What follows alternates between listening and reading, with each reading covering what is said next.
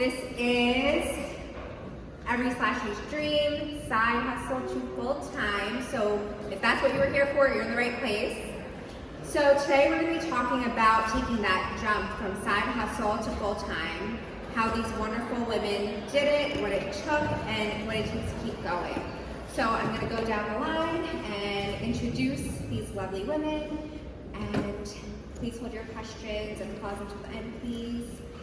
All right, so we've got Rashna Hukmani. She's a whiskey expert who's been working with whiskey over 11 years in marketing and designing. She's also a storyteller, actor, and stand-up comic. After that, we've got Mansi. She's a bridal and hair artist. Bridal makeup, hair, and hair artist, specializing in South Asian weddings and stylized shoots. She transitioned from being a school psychologist to pursue her passion full-time as a makeup artist. Then we've got Barka next to her, Barka Patel. She was born in India, raised in New York. She is a touring Kathak performing artist, choreographer, and educator.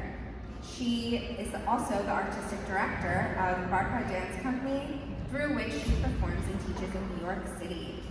Then we've got Tazeen Khan, daughter of a freedom fighter, cybersecurity expert, and technologist.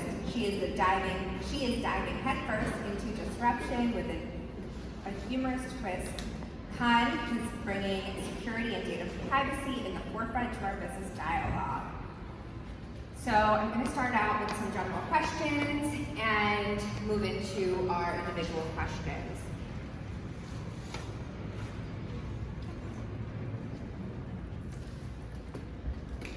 So I'm just going to ask that at least two of you answer these. Not all of you have to be pressured to answer. Our first question is, when or how did you know you were ready to make that transition from your side hustle into your full-time career? I guess since they gave me my question. Well, for me, I have been running my business for about 5 years, and that moment came 2 years ago when I was also working on a whiskey day job. I was marketing whiskeys, and what ended up happening was they did a reorganization, and I changed into freelance, and that was my moment to decide whether I wanted to stay or go full in. It can be scary, but I decided to go full into my business because I'd been in whiskey for so long anymore, and that was my moment where sometimes the universe forces your hand, and you're in that crossroad of whether you want to make that decision or not. So that was my moment to completely go all in, use all the contacts I've made over the past decade, and really give it my all. Because sometimes you spread too thin, so all you need is that little push to focus, and then that's what I did. Anyone else? So as a school psychologist, it was a very demanding job, and I kind of knew that I wanted to take my side business full time for quite some time, and I kind of just reached a breaking point where I couldn't do both jobs efficiently, and I've always been the kind of person to put 110% into anything I do. So even though I was really struggling at my full-time job, I still wanted to give 110%, and it was just draining me emotionally, mentally, and it just got to a point where my husband was like, you need to quit your job, you need to do your business full-time, and it just, I spent so many years just like building my client base, and I knew I wanted to take it full-time, and I just got to a point where I knew my income would support me, and I just knew that it was time to switch over. I'm going to break for 1 second to introduce Vish Singh. He is a Sikh actor and model trying to break the stereotypes in the world of fashion and entertainment. Thank you for joining us. We're just starting with our general questions. So the question was, when and how did you know you were ready to transition your side hustle into your full-time career? Need a second? Yes. There. Sorry, guys. Did anyone else want to answer that while we're on it? Yeah, sure. Hello. So I knew pretty early on, and that early on was when I was graduating college.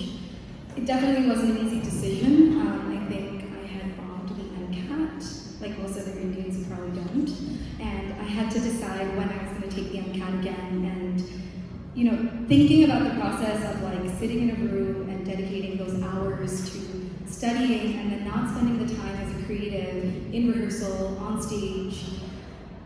I just, was like, I can't do this. And I have a degree in finance, and I was on the pre-med track, overambitious, and dancing every weekend back in New York, so traveling from Boston to New York.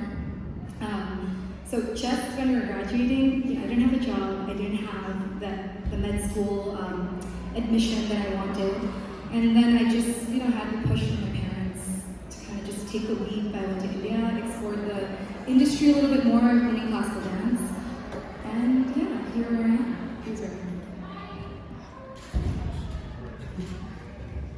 Sorry for being late. Like I said, my name is Rich Singh, and the question I start with is, so I've been modeling and acting about 5 years now, and just about last year, summertime, during New York Fashion Week, which happens several times throughout the year, it gets pretty busy for models. And last year, I actually realized that I was getting a lot more opportunities because I felt like, it's something unique with my, obviously with my look, my turban, my beard. They weren't accustomed to. They were not used to seeing something. And now everybody's looking for diversity. Everybody's looking for something different, something original. So through that, I was getting a lot of opportunities to be in fashion shows, a lot of print work, a lot of ads, some commercials, background extras, but it was a lot of opportunities there. So last year, I decided which required a lot of flexibility and availability to be able to attend a lot of those castings. So I had to kind of quit my day job. Not quit it, but just put it on hold. I'm a registered nurse by profession. And so yeah, about last year I decided to just put that on hold and just try to pursue it full time. And so far it's working out, but now that I just had a newborn for 7 months, I'm spending a lot of time with him at home. Mommy's back at work. Daddy's at home now. So, kind of an obstacle, but I'm working through it. And about last year, I made my move. Thank you all for sharing when you took the jump. It sounds like everyone kind of had a natural progression to taking that jump. The next general question is, many people fear the lack of financial stability when transitioning from side hustle to full-time. How can someone prepare? And again, let's keep it to 2 or 3 of us. So I also had that fear because like these jobs are not guaranteed. There's a lot of castings, a lot of running around to do. And I was beautiful, but I had the support of my wife, my lovely wife. She encouraged me and pushed me to go pursue it full time, which gave me a lot of encouragement. I felt good about actually doing it. So yeah, and I would also say don't quit your day job. Just have a plan B. That's my plan B. Just in case things don't fall through right now. Like I said, I'm not doing much. So I work from home now. A couple hours, that helps me because it's hard for me to get out and leave the baby at home. And he has separation anxiety, so he doesn't stay with my mother at all. And it's a bit of a challenge, but yes, I would say have a plan B for you make the move. Sorry. Hi everybody, I'm Steve for anybody that came in late, and I think we're answering the fear aspect of the financial part, right? It's still scary, even after you do it, it never goes away, but if you're unwilling to be uncomfortable, you're not gonna do shit, you know what I mean? Like you have to put yourself in a position to be extremely uncomfortable to make something happen, but save your money, stop going out, like stop doing things where you're spending your money, and it's like it's all the choices because we're fearful of taking a financial risk, but we're continuously like convenience spending for things that we don't need to. So you have to put yourself in a mentality like your lifestyle is going to shift, and if you want, you're not going to talk to people no more. You're not going to like have time, and if you're willing to be uncomfortable, save your money. Like look at it from a revenue perspective and not a passion perspective, because at the end of the day, you're running a business. I think that's the way that you're going to be able to make yourself marketable, lucrative, and actually have cash flow.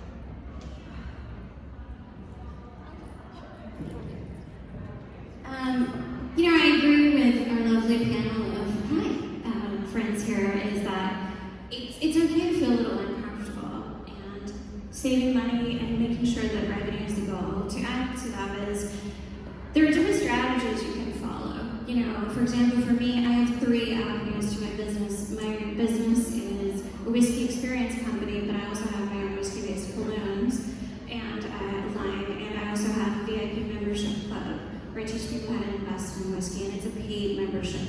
And the paid membership is passive income. So that's something I've done to make sure that the money is flowing in consistently, so that when you're working to bring the revenue in, and there are other things that are set in place where no matter what happens, you make money. And so that allows you to have some securities built in to your strategy as you're building your business. All right, Rashna, since you have the mic, I'm going to start with you for individual questions. So going off of the VIP Club, many people don't think about whiskey as an investment. Yet you've created a formalized VIP Club that teaches people just how to do that. Can you tell us more about that, and have you faced any challenges? Sure. So, are there any whiskey drinkers here? Any people who drink whiskey? Woo! There we go. Actually, we've got a VIP member right here. Yes.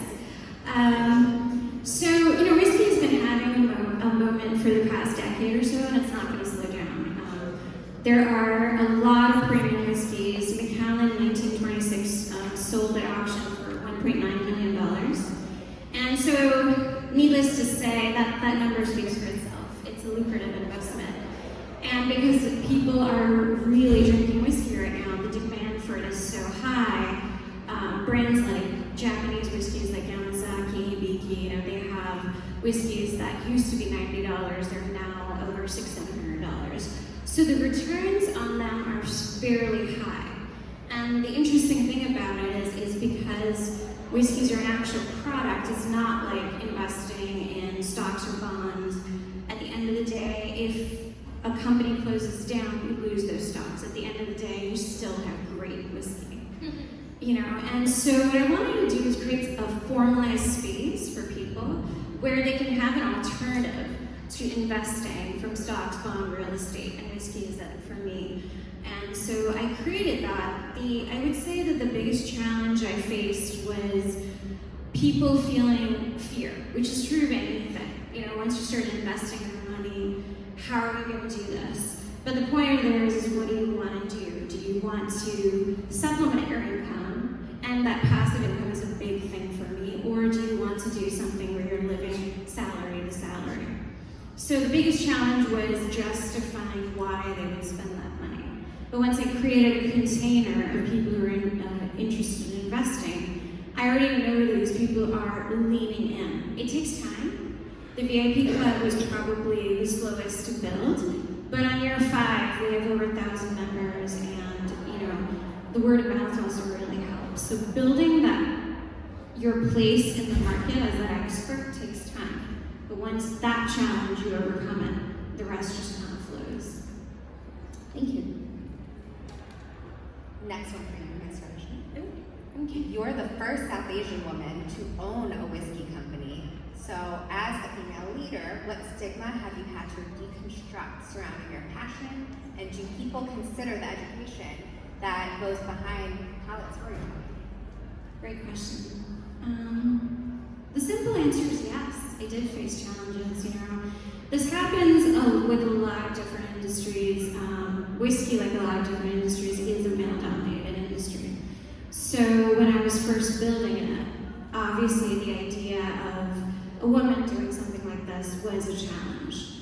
But the way to overcome those is to just stay strong and actually build that expertise, and taking that to the level of being even the first South Asian woman. The beauty of that is no one else has done it, so I can make it my own, right? And so I continue to do that. And the other thing that is the beauty of something like that is when you're facing a challenge where people are going to judge you, is there are people in the world who will support you after you've done something. My parents were like that, where once I had actually built a company, they were like, okay, I'm proud of you. And that's something that you just have to believe in. So the way to overcome those challenges is to surround yourself with people who will help you. And for me, that's other entrepreneurs, other storytellers, and they know what you're going through. And together, we're a community that can build it and go stronger. So don't be afraid to ask for help. Be fussy about who you ask, because you can't do it alone. Can you repeat the storytelling question? Do people consider the education that goes behind house storytelling? It depends on who you're talking to. Some people just want to drink and have a good time, and there's nothing wrong with that. What I've learned, you're all shaking your head no, but you mean yes. So there's different kinds of people you get when you're doing whiskey tastings, and there are those who really want to dig into the education piece, and then there's those who just want to drink and enjoy it. That's why I created what is a holistic, cohesive experience, where what we do is we pair the whiskeys with sensory elements like storytelling, comedy, my whiskey-based colognes, gourmet chef-prepared food pairings, so that what you get is something for everyone. So everyone, for those who want education, they get it. Those who want to just have storytelling and a memorable evening, they get it. And what that brings in is a bigger market for me. That's why I did that. Because if I only focus on education, there's only one kind of person that's going to come in. If I only focus on a drug fest, that's all I'm going to get. But if you combine a few things, not only do you get a higher end experience, but you have a bigger market. And then with that, those who want the education part of it, that's a different story. They can also join our VIP club. So the storytelling takes many faces, and I have fine-tuned that over time. And I think the best thing I've learned is being willing to be wrong and make mistakes, and not being afraid to keep going through those steps and deciding what works and what doesn't. That in itself is a story, which is why my company is called Whiskey Stories. Thank you. Thank you. Lance, you're up next. You're a bridal makeup artist in a competitive market. How do you differentiate yourself and your services? So as much as it is a competitive market, I feel like I've never been afraid to reach out to other people, other makeup artists that are in the same industry or have been a little more experienced than me. And I found that that's helped me elevate my skill set, and it's helped me create an experience that's memorable for my clients. I find that my clients mostly hire me not just for my skill set, but my personality. You're getting me as a whole. I'm dedicated to you for the entire day. So I find that that is something that is the most memorable part for most of my brides. And over time, I feel like that's what's made me stand out to my clients. I find that most of my clients will refer me to their family members or their bridesmaids, and I feel like that just, for me, when I create that experience for my clients, I know that I'm going to get future clients because of that, and that's the most important part for me. There's enough work for everyone to go around, as much as it's like a saturated market. I do feel like there's enough work for everyone out there. There's going to be a unique style that every makeup artist can bring to the table, and people that come to me are coming to me for my specific style and the experience that they're going to get from me. How has your previous career being a school psychologist influenced your business? So I did take over a lot of skills from my job as a school psychologist. My husband is looking at me because I said I did bring over a lot of skills. One of them being time management. When I'm working with clients, when I'm working at a wedding, I'm constantly thinking about the time, and I do have to stick to a timeline. And I'm the first person the bride sees during the day. So if I am late, or if I'm running late, I'm setting off the day for everything else that has to go on, and it does have to run so tight. So time management was a really big piece of what I brought over from my previous job. And the other part is just patience and being able to create a feeling of calm in the room. Being a bride, it's probably one of the most stressful days of your life. Everything has to go on time, everything has to run smoothly, and if you are not able, as a makeup artist, if you're not able to calm the bride down and keep her feeling like this is the start of your day, this is an exciting day for you, and I have to set the tone for the day. And because I'm the first person the bride sees, that's really important, and it's a skill that I definitely brought over as a school psychologist. Thank you, Mansi. Barka, as a performing artist and artistic director, when people hear your name, what do you want them to think of first? This is a really tough question because there's so much that goes into creating yourself as an artist. But I think, for most artists, but for myself, it's creativity. I want people to think of my name like, man, like this girl, this woman, as a choreographer, as a performing artist, the way she speaks, the way she holds herself, it is creative. As a Kathak dancer, we're known to be storytellers. Kathak comes from the Sanskrit word katha, story. So we're storytellers, and so a lot of my job, a lot of my training over the last 20, 25 years has been in telling clear stories and building these narratives. And I've been trained in the US completely by a dance guru who was brought up in India naturally, and that's where she learned her art form.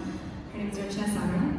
And as being brought up in America, and though born in India, but completely brought up in the States, the narratives that I think about building as an artist are something also part of my creativity that I want people to remember me by. So, and I'm doing that excessively through my work. There's thousands and thousands of Kathak dancers now around the world. We see on social media who are dancing really fast, who can take 101 chakkars, and can do elaborate footwork and have great rhythmic expression.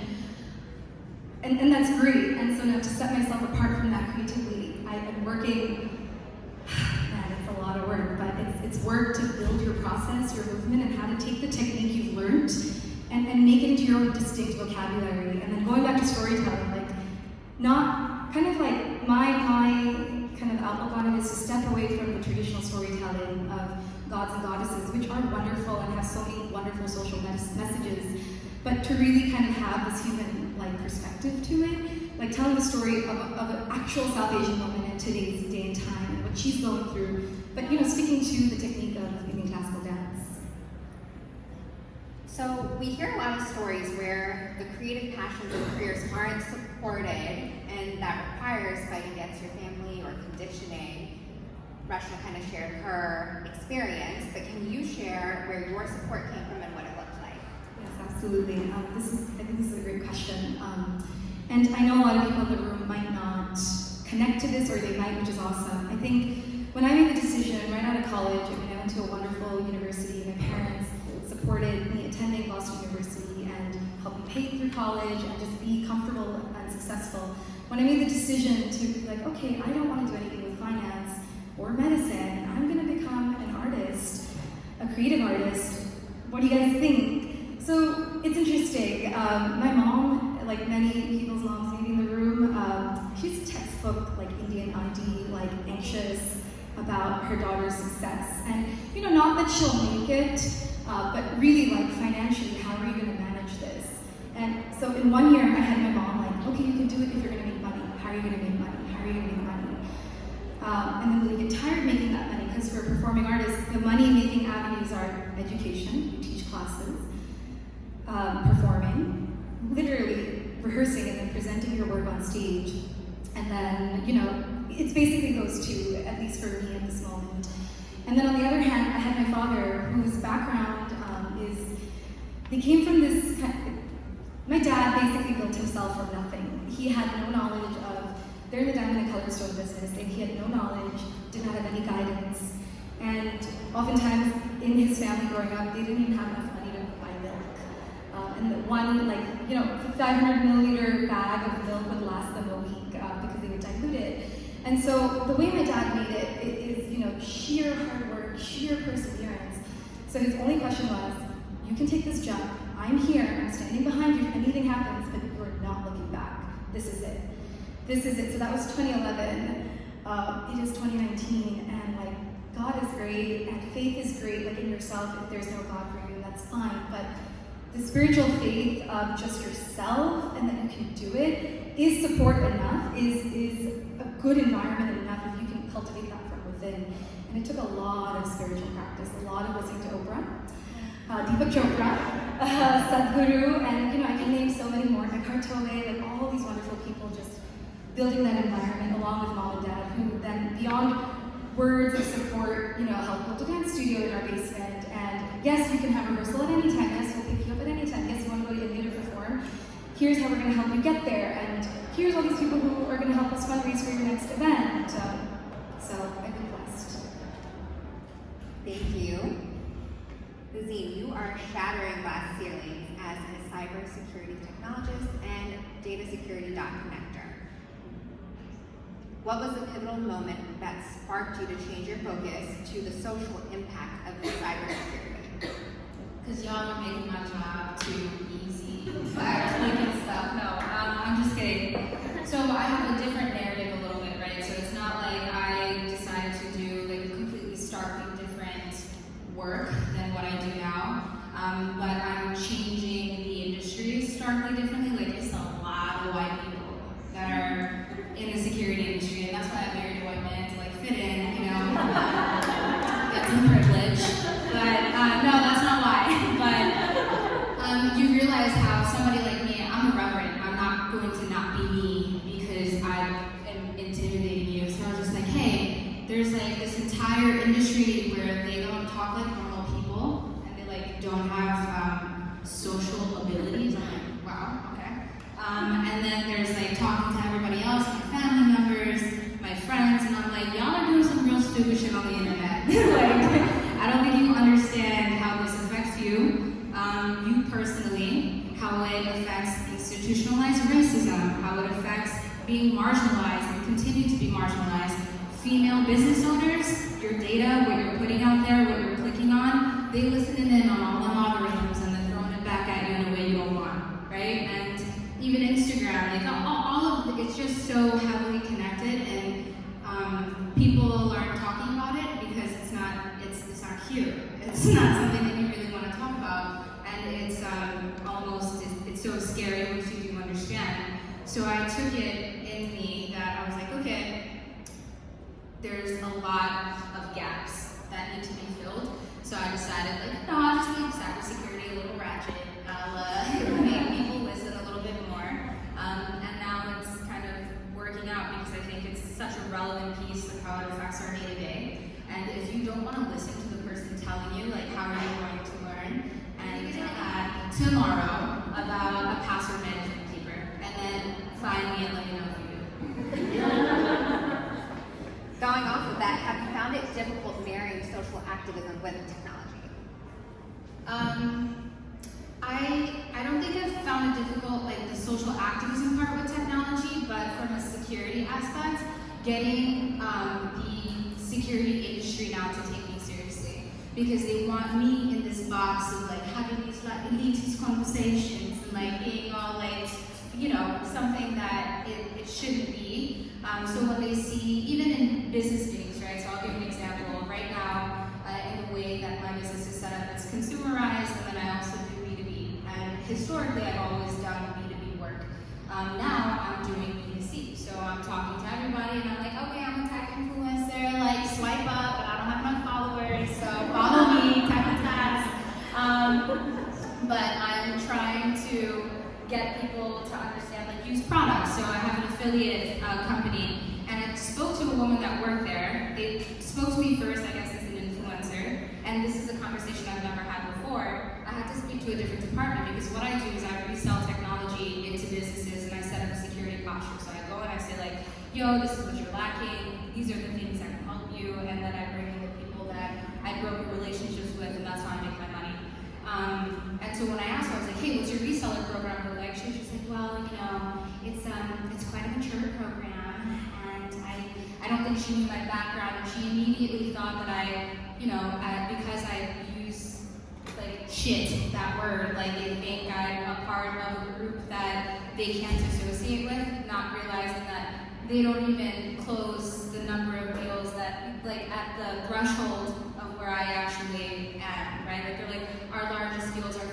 I was like, girl, you can't, well, that's consumer still, right? But I think the tying in the activism part to the technology is, I feel almost like I'm not accepted in the security world anymore, which is a different feeling for me, versus talking to other people where my message is resonating, because they're like, oh, Tazina, you're really saying something relevant, but the security industry, like, almost doesn't want us to know so that they can continue to have breaches and sell shit, you know, etc. much. I don't know. I'm from Queens, so. All right, Mish, you're up. Being a seat actor and model, what obstacles, if any, have you had to deal with in your career, and what are the biggest challenges that you've had in the modeling or acting realm? Alright, so this might sound funny to some people. So when I go to fashion shows, runway, and I'm presented to walk multiple looks, so many of you may know the actual show when it starts, the runway designer show. Only goes for about like 5-10 minutes tops, depending on the items and then the pieces they have to present. So if I'm going to do 2, it requires me 10 minutes to change my turban. So it's like, if I have to match accordingly to the outfit I'm presenting and the whole thing. So it's like a big challenge for me, and I have to tell them that I can't, unless you want to do something, improvise or something like that. That's the biggest challenge. And another challenge I face most of the time is the lack of awareness about my religion when I go to castings. Is often when I am asked if I'm, for a certain role, if I'm okay shaving or removing my turban for a certain role, which is, I kind of hesitate because, like, to a certain extent, I will work with you, but just for me to I end up saying no, and for that I'm turned down for that certain role, which is, it's not good for my business, obviously, but it's also a problem. So, yeah, those are like the 2 most common problems I deal with when it comes to, in the fashion and the acting aspect of it. What advice could you give to someone who's starting out in acting or modeling? Right, so a lot of people ask me, how do I start, where do I start, what do I do? So I tell them the first thing they need is to build up a portfolio, get headshots, good pictures, clean, not something like heavily edited that you would post on social media. That works, that looks cool on social media, but when agencies and agents are looking at your resume and your portfolio, they do not want to see that. They want to see the natural stuff, what you look like in daylight, with the least amount of makeup and a lot of least amount of editing done. So that's a good start. Also, people saying, "Oh, where do you find these gigs? Where do you find these ads?" You do a network, but now I tell them nowadays social media is the biggest platform. You can present to yourself. You can advertise yourself out there. So start there. Keep it professional, because nowadays a lot of the castings I go, they want to see your social media platforms handles, see what you connect with, what kind of personality you are, what you support, because they can hold that against you. So those are my like small tips to begin with. I tell them really start. Thank you, Vish. So I'm going to open it up to the audience for a few questions, and then if we have time, we'll do a rapid fire round. Sounds good? Any questions? Do we want? There we go. So I love the fact that you do a business that's associated with whiskey, and we were talking about doing the membership and all of that. When did you decide that you were going to expand enough to hire people on your team, and how do you start to build out your business in a way that is sustainable and you become a real company, a real business like that? Awesome question. I think a lot of us can relate to this, is that when you start your one-woman show, right, you're doing everything. You're the CEO and you're the coffee maker and you're picking up laundry and making lunch. So I think as you grow, the question to ask yourself, which is the beauty of having your own company, is there's 2 parts to it. One, what is it that I love doing?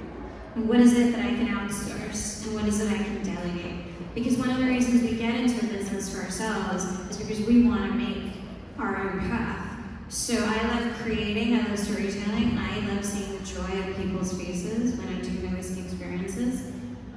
I don't like doing the emails. So that was the first thing that I hired somebody to do. And so it's like knowing your strengths, knowing your passions, going down that path and knowing which ones are the ones that aren't your strengths. Like, you asked me what a ClickFunnels is, I can't explain it, but I have somebody who does that for me so that I have passive marketing going on when I'm sleeping. And that's the other thing, is I wanted to make money while I was sleeping. So I started a passive income stream for that, you know. And so the idea is, when you're ready to become that full-time person, one of the first things I looked at was, am I a business owner or a business operator? That's the switch you make. When you first start into business, you're a business operator because you're trying to figure out all the different things. At some point, Richard Branson is one of the people that I really look up to because he pretty much owns everything. Is that he jumps into a business for 3 months, figures out how to run it, and then he steps away. And that really stuck with me. Is he switches from operator to owner in 3 months. Now I'm not at that level, but that's something that I strive to, is moving more and more into the big picture decisions and doing what I am good at and what I love, and having people around to support that dream. Because I really believe that if your vision, if you don't ask for help, and if you don't need help, your vision isn't big enough. And so keeping to that vision. Any other questions? Don't be shy. I don't know if you can hear me because my voice isn't very loud, but when you're starting off your own business, you're representing yourself. So have there ever been any obstacles or challenges along the way where you felt compromised with what you stand for, with your own integrity and your sacrifice?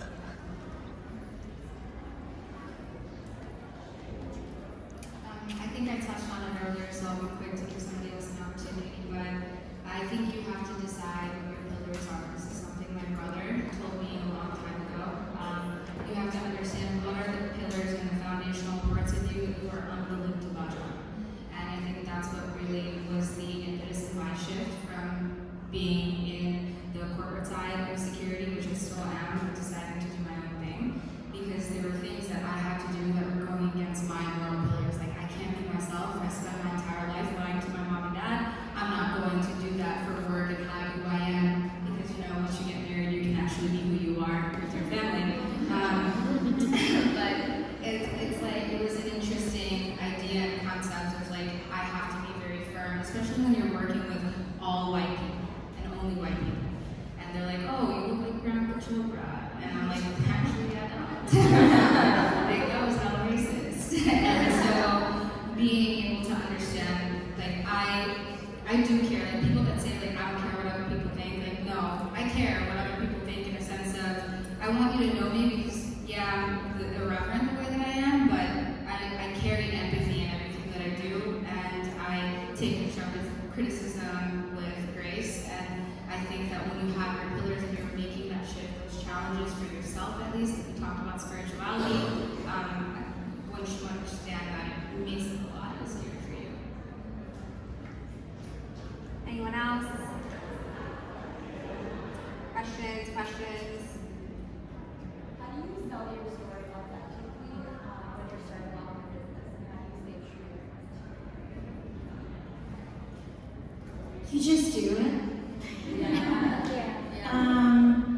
You know, and I think all of us, we made mistakes along the way, and that in itself is authentic. Is that when you first start out, you know, when I first started Whiskey Stories, I was more on the education side than the storytelling, and because that's easier. That's the lowest hanging fruit. But as I moved in, I was checking in with myself, like, what is it I want to stand for? And the number one question I ask is, how do I want to be remembered? You know, and that's something we do in stand-up comedy too, is anyone can make those low-brow, low-hanging, jokes, but when you take it up to those levels, then that's how you're going to be remembered. So I always ask, what is my message? And I think one of you guys also said that it's not just your company, you're the brand. And so how do you want to portray yourself, you know? And so, like I had said before, that I didn't want to be a tasting experience which was just about drinking. I wanted this to be so much more than that, you know? And so, are you a community? Are you someone who supports artists? Are you someone who tells stories through dance? You know, who are you? Is something where I'm always asking myself and fine-tuning it as I go along. And the one thing I'd say is, don't let not knowing stop you. Because there's going to be trial and error, and sometimes you don't know who you are yourself. I chose to go down my path of entrepreneurship to find myself. And I did along the way, and I realized, and I've been doing this since I was 5 years old, I like telling stories. My grandfather used to say I was the most resourceful grandchild he had because I would tell stories during bedtime and put myself to sleep. He just had to sit there. And so, at the end of the day, I'm a storyteller. So the whiskey's great. I love it, it's a passion, and it's an art form to me, but I'm sharing stories that help people connect and feel like I went to this great experience, and I'm still talking about it 6 months later. That's what I do.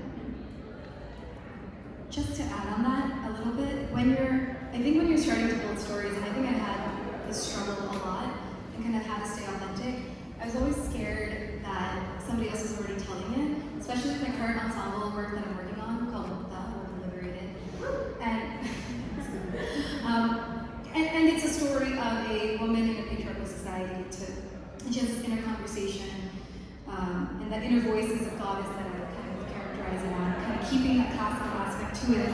But, for the longest time, this idea was conceived in 2016. It's 2019. I'm only going to premiere the work in 2020 because of the amount of resources, the amount of self-liberation I had to do for the story that I'm trying to tell.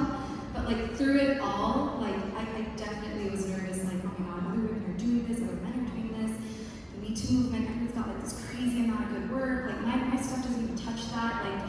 Oh man. But then there's this fire that just keeps burning, and I'm you know what? Whatever. No one's water is gonna put this out. I'm gonna do it. It's gonna be me. We're all individual in this room.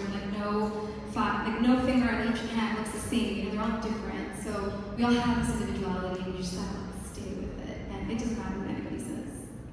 Thank you all so much for being on our panel. Thank you, audience, for joining